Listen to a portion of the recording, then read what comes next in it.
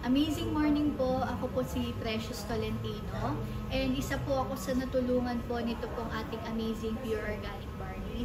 So nag-umpisa po ako dito para lang bumili ng 5 box pero naging negosyo ko na din po siya and hindi ko po alam na yung produkto pala na binibenta ko is kakailanganin ko po. Dumating po sa point na ano na po ako, no, pa-ulcer na po. Akala ko po ulcer na po siya kasi nagtitake na din po ako ng synthetic na omeprazole. No, so sumasakit po yung tiyan ko and maraming beses ko po na-try na dumumi po na may kasama na pong dugo, yung parang wine na po siya. And then, nung tinry ko po, nasabi ko, kailangan ko pala yung produktong binibenta ko, nagwa 1 sachet po ako per day. And ngayon, sinasabayan ko po ng isa pa po naming barley na choco barley. And then ngayon po, kahit pa paano po is na regular po yung pagdumi ko and chine-check ko po kung meron pa din pong dugo.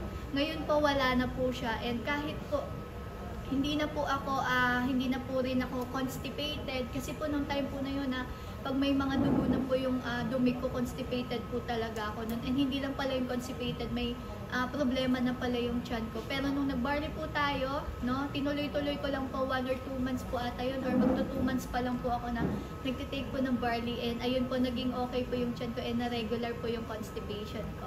Thank you po and ayun po.